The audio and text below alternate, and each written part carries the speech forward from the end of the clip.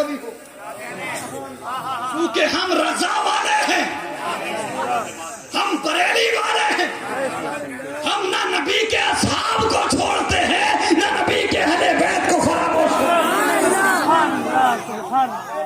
ہماری زبان پر نبی کے گھر والوں کا بھی ذکر رہے گا، نبی کے اہل بیت کا بھی ذکر رہے گا، نبی کے اصحاب کا بھی ذکر رہے گا، گھر والوں کا بھی ذکر رہے گا اور در والوں کا بھی ذکر رہے گا۔ واہ واہ واہ واہ، میرے مصطفیٰ کریم کے پیارے دیوانوں، نبی کے اصحاب، نبی کے اہل بیت اصحاب، یہ ہمارے لیے دونوں ہیں۔ اعلیٰ حضرت امام احمد رضا خان نے یہی ہمیں نظریہ دیا، کسی ایک سائیڈ کو لے کر چلو گے تو گمراہ ہو جاؤ، اس لیے ضروری ہے دونوں سائیڈ لے کر چلو، نبی کے اصحاب بھی، نبی کے اہل بیت بھی۔ بات شیخین کی چل رہی ہے، اب حسنین کریمین کی بھی کر لیتے ہیں۔ اللہ اکبر، 2 منٹ میں سن لیجئے، ہمارے گھروں میں غم آتا، دکھ آتا، تکلیف آتی ہے تو ہم رب کی ناشکری کرتے ہیں۔ اللہ اکبر، میرے نبی کی بارگاہ میں حضرت امام حسین رضی اللہ تعالیٰ عنہ، حضرت ابراہیم موجود ہیں، اتنے میں طائر سدرہ فرشتوں کے سردار حضرت جبرائیل آ گئے۔ سبحان اللہ۔ آنے کے بعد حضرت جبرائیل عرض کرتے ہیں، یا رسول اللہ، یا حبیب اللہ، رب کا فیصلہ ہے، رب کا حکم ہے کہ میرے محبوب نبی کو، میرے مکرم نبی کو جا کر یہ بتا دو کہ یہ دونوں بیٹے ایک ساتھ اکٹھے نہیں رہ سکتے۔ یا رسول اللہ، رب کا فیصلہ ہے کہ ایک بیٹا دے دو اور ایک بیٹا رکھ لو اور ایک کا دوسرے سے فدیہ کر لو۔ رب کے اس حکم جب میرے نبی نے سنا تو آنکھوں سے آنسو جاری ہو گئے۔ رب کے اس فرمان کو سننے کے بعد میرے نبی نے حضرت ابراہیم کو دیکھا اور اس کے بعد نظر بھر کے حسین کو دیکھا تو رو پڑے اور فرمانے لگے، جبرائیل، اگر میں ابراہیم کو دیتا ہوں تو فقط میں رہوں گا، صرف میں رہوں گا، لیکن اگر حسین کو دیتا ہوں تو میں بھی رہوں گا، میری فاطمہ بھی روئے گی۔ لیکن سنو، میں اپنا رونا تو برداشت کر سکتا ہوں، لیکن فاطمہ کا رونا برداشت نہیں کر سکتا۔ یہ فرما کر میرے نبی نے فرمایا حضرت جبرائیل سے کہ تو خدا کے حضور میرے ابراہیم کو لے جا، میرے حسین کو چھوڑ جا تاکہ میری فاطمہ نہ روئے۔ اللہ اکبر، ٹھیک 3 دن بعد حضرت جبرائیل علیہ السلام واپس ہو گئے، اسی وقت ٹھیک 3 دن بعد حضرت ابراہیم علیہ السلام وفات پا گئے۔ اللہ اکبر، کیسے کیسے نہ آزمایا گیا میرے نبی، کیسے کیسے امتحانات ہوئے، آزمانے کا تو سوال ہی نہیں، خدا کا محبوب ہے اور رب تو اتنا پیار کرتا ہے، وَلَسَوْفَ يُعْطِيكَ رَبُّكَ فَتَرْضَىٰ، یہ محبوب ہم آپ کو اتنا دیں گے کہ آپ راضی ہو جاؤ گے۔ اللہ اکبر، امتحان دیکھیں۔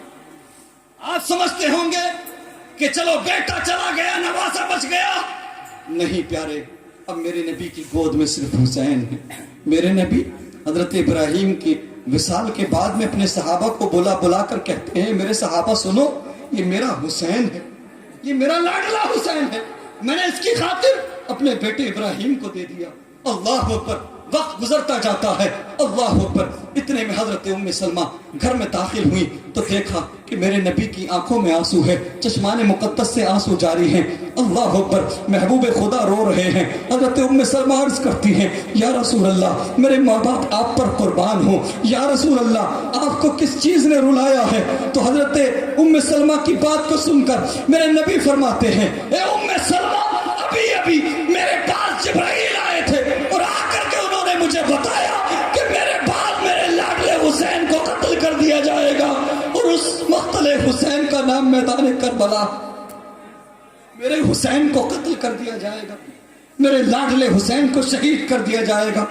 اے ام سلمہ، جبرائیل میرے پاس مقتل حسین کی مٹی لائے، اس جگہ کی مٹی لائے ہیں جس جگہ میرے حسین کو قتل کیا جائے گا، جس جگہ میرے حسین کو شہید کیا جائے گا، اس جگہ کی مٹی لائے ہیں، اس مٹی کو تم اپنے پاس رکھ لو، اس کی حفاظت کرنا، کبھی کبھی اس کو دیکھتے رہنا، جب یہ مٹی خون بن جائے، خون آلود ہو جائے تو سمجھ لینا کہ میرا حسین شہید ہو چکا ہے۔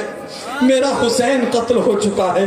حضرت ام سلمہ فرماتی ہیں کہ وقت گزرتا گیا، وقت آگے بڑھ گیا، یہاں تک کہ محرم کا یوم عاشورہ آ گیا، سن 60 ہجری آ گیا، کسی کو کچھ خبر نہ تھی۔ فرماتی ہیں کہ دن کے اجالے میں دوپہر کے وقت میں میری آنکھ لگی تو میں نے حضور کو اس عالم میں دیکھا کہ آقا کریم صلی اللہ علیہ وسلم کے چہرے مبارک پر گرد و غبار ہے، آپ کی داڑھی مبارک خاک آلود ہے، آپ کا جسم اطہر خاک آلود ہے۔ اللہ اکبر، عرض کیا یا رسول اللہ آپ یہ کس عالم میں ہیں؟ تو فرمایا میری ام سلمہ، میں صبح سے اپنے بیٹے حسین کا اور اس کے جانثاروں کا خون جمع کر رہا ہوں، میرے بیٹے حسین کو قتل کر دیا گیا ہے۔ اللہ اکبر۔ امام ابن عساکر لکھتے ہیں مسلمانوں سنو، جب بھی تمہیں غم گھیرنے لگے، جب بھی تمہیں غم ستانے لگے، جب بھی تمہیں اپنے غم زیادہ لگنے لگے، اپنے نبی کی زندگی کو پڑھو اور کربلا میں امام حسین کی قربانیوں کو یاد کر لو۔ اللہ اکبر کبیرہ۔ امام ابن عساکر لکھتے ہیں کہ جب امام حسین کربلا گئے تھے تو آپ کی عمر 56 سال کچھ مہینے تھی، 56 سال عمر تھی، داڑھی اور سر کا ایک بال بھی سفید نہ ہوا تھا، داڑھی اور سر کا ایک بال بھی سفید نہ ہوا تھا۔ حضرت میں شہادت بیان نہیں کر رہا، ایک واقعہ آپ کے سامنے رکھ دو رخصت ہو جاؤں۔ اللہ اکبر کبیرہ۔ حضرت علی اکبر جوان بیٹے امام حسین کے عرض کیا بابا جان مجھے میدان میں جانے کی اجازت دیجیے۔ آپ نے فرمایا کہ تمہیں تمہاری پھوپھی زینب نے پالا ہے، اس سے اجازت لو۔ بالآخر اجازت دے دی گئی۔ آپ لڑتے رہے، آپ نے سنا ہے لڑتے لڑتے ایک نیزہ آپ کے سینے میں پیوست ہوا، جیسے ہی نیزہ حضرت علی اکبر کے سینے میں لگا چیخ نکلی بابا جان۔ حضرت بہن زینب عرض کرتی ہے بھائی حسین جا کر دیکھو علی اکبر کی آواز ہے۔ حضرت امام حسین جیسے ہی خیمے سے نکل کے باہر گئے، میدان میں جا کر دیکھا تو علی اکبر کے سینے میں نیزہ پیوست ہے۔ عرض کیا بابا جان اس نیزے کو نکال دیں، بہت تکلیف دیتا ہے۔ حضرت علی اکبر کے سینے سے جیسے ہی امام علی مقام نے نیزے کو نکالا، خون علی اکبر کے چھینٹے امام علی مقام کے چہرے پر پڑے۔ امام علی مقام کا جسم مبارک بھیگ گیا خون علی اکبر سے، آپ کا لباس خون علی اکبر سے بھیگ گیا۔ اللہ اکبر۔ امام ابن عساکر لکھتے ہیں کہ جب علی اکبر کی آواز کو سن کر خیمے سے باہر نکلے تھے تو امام حسین کے سر اور داڑھی کا ایک بال بھی سفید نہ تھا، سارے بال کالے تھے۔ لیکن جیسے ہی جوان بیٹے علی اکبر کے لاشے کو لے کر پلٹے ہیں تو بہن زینب نے دیکھا کہ بھائی حسین کی داڑھی اور سر کا ایک بال بھی کالا نہ رہا بلکہ سارے بال سفید ہو چکے تھے۔ امام تیری عظمت کو سلام، امام تیری استقامت کو سلام، امام تیری جرأت کو سلام، امام تیرے مرتبے کو سلام، امام تیری جوتیاں ہمارے سروں پر، امام تو ہمارا تاجدار۔ قیامت تک کوئی بھی یزیدی زندہ نہیں رہے گا لیکن حسینیت زندہ باد کا نعرہ قیامت تک لگا۔ نعرہ تکبیر۔